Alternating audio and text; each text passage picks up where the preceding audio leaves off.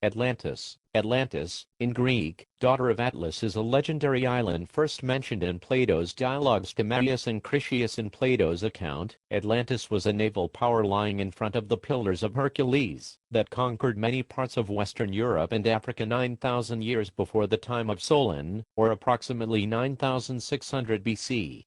After a failed attempt to invade Athens, Atlantis sank into the ocean in a single day and night of misfortune. Scholars dispute whether and how much Plato's story or account was inspired by older traditions.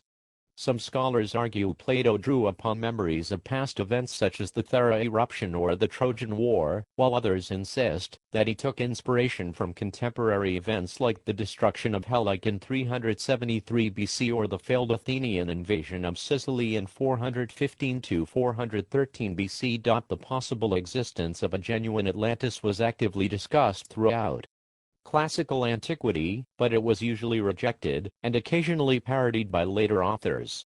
As Alan Cameron states, it is only in modern times that people have taken the Atlantis story seriously. No one did so in antiquity. While little known during the Middle Ages, the story of Atlantis was rediscovered by humanists in the early modern period. Plato's description inspired the utopian works of several Renaissance writers, like Francis Bacon's New Atlantis. Atlantis inspires today's literature, from science fiction to comic books to films, its name having become a byword for any and all supposed advanced prehistoric lost civilizations as continental drift became more widely accepted during the 1960s, and the increased understanding of plate tectonics demonstrated the impossibility of a lost continent in the geologically recent past. Most lost continent theories of Atlantis began to wane in popularity. Instead, the fictional nature of elements of Plato's story became widely emphasized. Plato scholar Dr. Julia Innas, Regents Professor of Philosophy at the University of Arizona, has had this to say on the matter: the continuing industry of discovering Atlantis illustrates the dangers of reading Plato.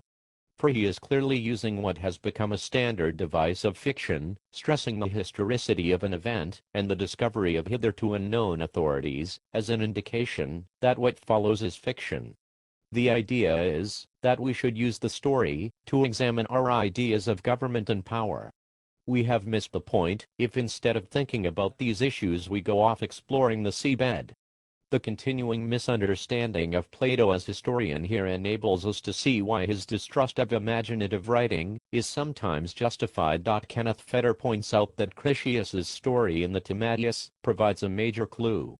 In the dialogue, Critias says, referring to Socrates' hypothetical society, "And when you were speaking yesterday about your city and citizens, the tale which I have just been repeating to you came into my mind, and I remarked with astonishment how, by some mysterious coincidence, you agreed in almost every particular with the narrative of Solon." Feder quotes A. Taylor, who wrote, "We could not be told much more plainly that the whole narrative of Solon's conversation with the priests and his intention of writing the poem about Atlantis are an invention of Plato's fancy.